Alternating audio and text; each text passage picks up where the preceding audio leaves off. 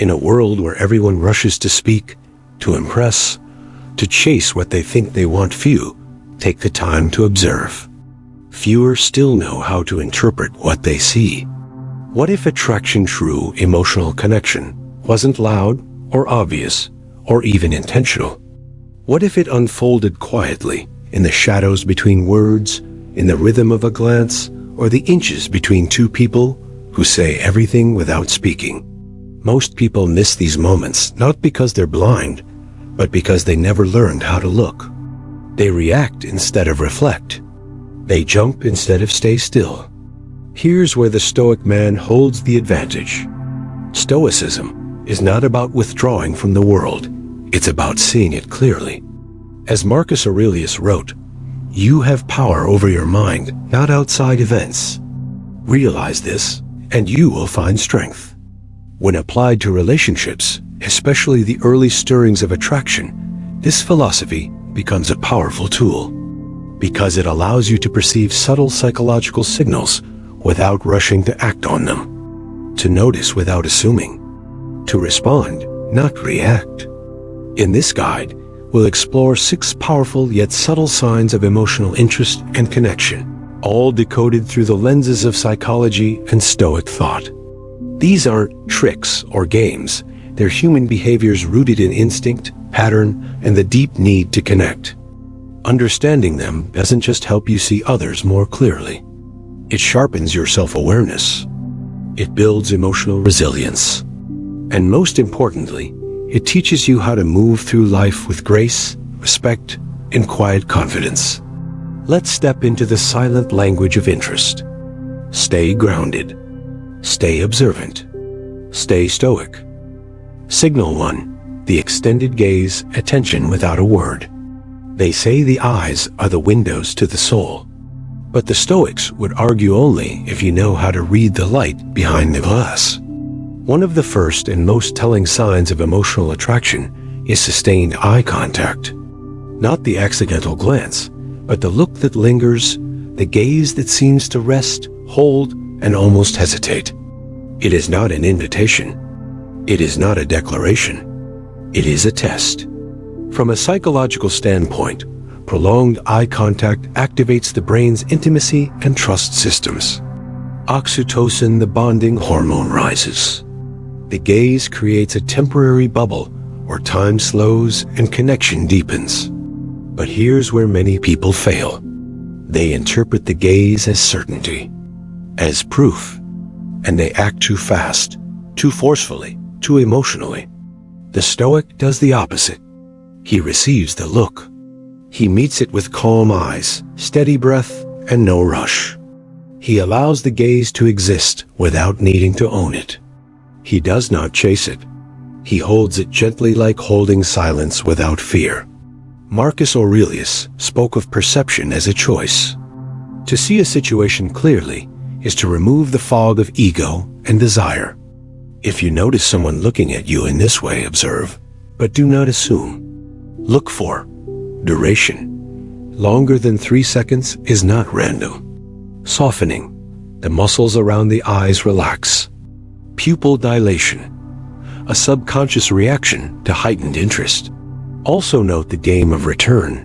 Someone who looks away and back again may be checking your awareness or creating playful tension. The Stoic's task is not to decode every blink, but to remain present, to understand that a look can be a signal or a reflection. It can be curious or cautious. His role is to observe patterns, not chase moments. The extended gaze is not a green light. It's a message. And like any message, it's the receiver's awareness, not his impulse, that defines the outcome. Signal 2. The pull of proximity, the language of space. Physical space isn't just a practical boundary. It's a psychological canvas. Where someone chooses to stand or sit tells you what their comfort, interest, and intentions might be if you know what to look for. A person who repeatedly chooses to be near you when other options exist is saying something without speaking. The science behind this is called proxemics, introduced by Edward T. Hall. He broke down space into 4 zones: public 12 feet. Social 4 to 12 feet. Personal 1.5 to 4 feet. Intimate 0 to 18 inches. When someone enters your personal zone, especially uninvited but without discomfort, it signals something more than coincidence. It indicates familiarity, interest, or emotional comfort. But here's the catch. Not every close interaction is meaningful.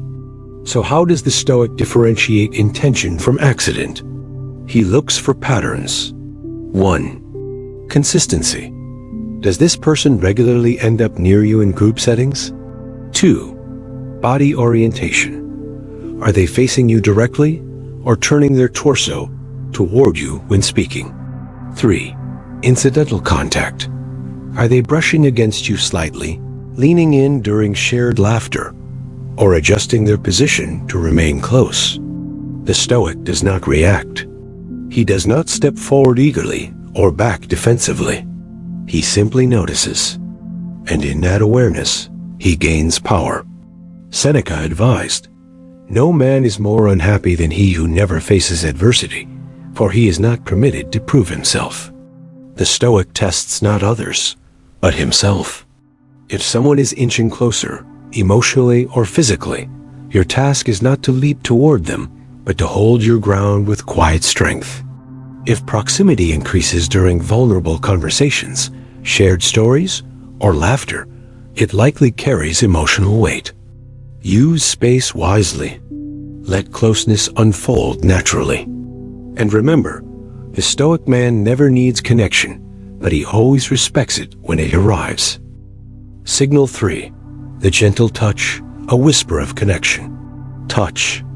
It's the oldest language in the world spoken, long before words ever existed. But not all touch is created equal. There's the formal handshake, the accidental bump, and then there's the gentle, lingering, intentional touch. The kind that seems to say more than the mouth ever could. From a neurological view, touch stimulates the brain's reward system, releasing dopamine and serotonin. Even the lightest brush can create a surge of emotional resonance. But here's what matters most: context and timing. A Stoic observes not just the act of touch, but its motivation and placement. Common signals to watch. 1. Incidental touches. She brushes your arm while laughing. Her hand lingers on your shoulder as she makes a point. These aren't accidents, they're tests of comfort and openness. 2. Anchoring touch. She rests a hand on your forearm during conversation. This indicates both trust and a desire to sustain emotional closeness. 3. Playful nudges. A gentle push accompanied by laughter is a form of bonding through light-hearted challenge. But the Stoic man does not escalate.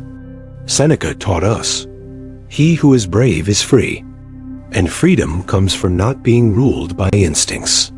If someone initiates physical contact, the natural instinct is to reciprocate immediately.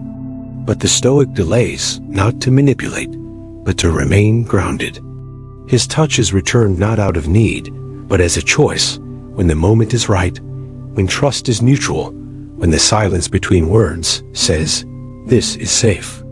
The goal is not to avoid touch, but to master it.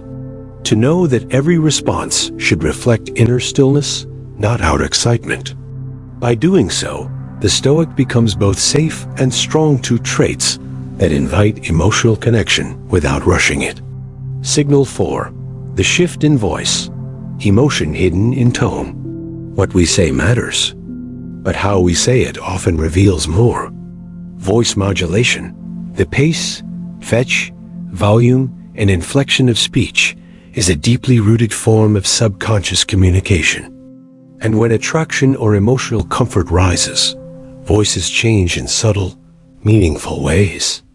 Psychologists have found that people naturally lower their voice when speaking to someone they feel emotionally or physically drawn to. A softer tone, slower cadence, and warmer inflection create intimacy without needing direct expression. If you notice someone's voice shifts only when speaking to you, take note. Key patterns include softer volume, A lower, quieter tone invites closeness. It requires you to lean in, physically or emotionally. Slower pace. Drawn-out words suggest comfort and the desire to prolong the interaction. Playful inflection. A lilting, teasing tone often masks flirtation and tests your ability to pick up on nuance. Private variation. If her voice changes dramatically between public and one-on-one conversations with you, it's a strong indicator of specific interest. But again, the Stoic doesn't pounce on these signals. He absorbs them with curiosity, not expectation. Seneca said, "It is not that we have a short time to live, but that we waste much of it." Wasting emotional energy on misreading or overinterpreting vocal cues is a prime example. Listen, but don't lose yourself in the melody. Be present, not enchanted. A Stoic may match tone and rhythm, subtly mirroring comfort without mimicry. This creates rapport without creating illusion. Your goal is not to interpret every word, but to feel the undercurrent of how it's spoken. When someone speaks to you with a softened tone and an open presence, recognize it. Appreciate it. But stay still within yourself. That stillness is rare, and rare things attract more than attention. They inspire trust. Signal 5. The playful challenge. Attraction through banter. Not all signs of interest come wrapped in compliments. Sometimes they come disguised as contradiction, teasing, banter, or even playful defiance. In psychology, this is known as relational play, a safe space where humor and challenge can spark emotional chemistry. When someone challenges your opinion with a smirk or exaggerates disagreement with a twinkle in their eye, they're not attacking. They're engaging. This kind of dynamic isn't random. It's intentional and revealing. Watch for these signs of flirtatious challenge. 1. Mocking your preferences. "You seriously like that movie? I thought you had better taste." 2. Teasing your identity. "Oh, so you're the quiet, mysterious type, huh?" 3. Playful bets or dares. "I bet you couldn't go a day without your phone." Why do people do this? Because challenge creates tension, and tension, when done respectfully, fuels attraction. It invites play without pressure. It tests how you respond under emotional weight. And how should the Stoic respond? Not defensively, not awkwardly, but with calm, self-assured humor. Marcus Aurelius wrote, "Reject your sense of injury and the injury itself disappears." The Stoic does not feel attacked by teasing. He understands it as a form of interest cloaked in sparring. Here's what the Stoic does. He smiles gently, not boastfully. He replies with light wit, not aggressive correction. He receives the play without needing to win it. For example, her, "Oh wow, Mr. Stoic thinks he's too wise to smile." You, only saving them for special moments. This might be one. By responding this way, you reveal self-mastery, a rare trait in reactive times. Flirtatious challenge is a dance, not a duel. The goal isn't to dominate, but to engage without losing center. When you meet playful resistance with relaxed strength, you become magnetic not because you fight, but because you never need to. Signal 6. The mirror effect. When they begin to reflect you, they cross their legs like you. They match your tone. They adopt your phrases.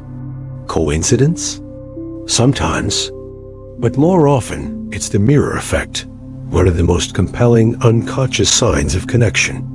Social psychology calls this mirroring, when someone subtly mimics your posture, gestures, or speech patterns. It's not manipulation. It's instinct. And it's driven by the brain's mirror neurons, which help us connect and empathize. Here's what to look for. 1. Body posture mirroring. You lean forward, they do the same. 2. Hand gestures. You emphasize a point with your hands, and they begin doing it too. 3. Speech cadence. They start using similar words, pace or rhythm. 4. Emotional energy alignment. Your shift in mood is echoed by there's either excitement or calm. Why does this happen? Because people subconsciously align with those they feel connected to. By mirroring you, they're building rapport without knowing they're doing it. Now here's the Stoics' challenge. Don't get drunk on the flattery. Seneca said, "Be tolerant with others, strict with yourself." If someone mirrors you, appreciate it but remain grounded. Don't respond with arrogance or overinterpretation. Instead, here's how to use it. Acknowledge the synchrony subtly. If they adopt your tone, respond with warmth. Don't test them. Let mirroring unfold naturally. If you try to provoke it, it becomes manipulation, not resonance. Use mirroring yourself gently to show presence, not to gain power. A well-timed smile returned. A relaxed pace mirrored. A shared rhythm in speech. These are signs not of seduction, but of psychological harmony. The Stoic sees mirroring not as a trophy, but as a sign to continue as he is, authentic, observant, composed. The Stoic way of perceiving connection. Now you know 6 signals, subtle, powerful, often invisible to the unaware. But knowing is only the beginning. The real art lies in how you respond to them. The Stoic man does not chase these signs. He does not rely on them to affirm his worth. He observes them without judgment, without attachment, and lets the truth of connection unfold naturally. Let's recap briefly. The gaze, a test of presence. Meet it without flinching. The proximity, a quiet invitation. Accept it without need. The touch, a bridge of trust. Receive it with grace. The voice shift, a rhythm of intimacy. Listen deeper than words. The teasing, a playful challenge. Engage without ego. The mirroring, a subconscious signal. Reflect without control. These are signs, not guarantees. Expressions, not contracts. The Stoic man navigates attraction with integrity, self-awareness, and restraint. He does not perform or pretend. He is who he is, whether watched or ignored. And that is what draws others to him. Marcus Aurelius said, "Waste no more time arguing what a good man should be. Be one." In the same spirit, waste no more time wondering if you're desirable. Become someone worth desiring, not because you need to be chosen, but because you choose yourself every day with discipline and clarity. The Stoic approach to attraction is not reactive, it's responsive. It's not about seduction, it's about alignment. Not about collecting attention, but earning respect. So next time you sense one of these signals, pause, observe, act deliberately, if at all. Because the goal is not to win a moment, but to build a life where connection, when it arrives, is natural, respectful, and grounded in who you truly are. And if you found value in this exploration of Stoic awareness, don't forget to like and subscribe to Fragments of Stoicism for more weekly guides to mastering the art of calm, composed living. Stay centered, stay strong, stay stoic.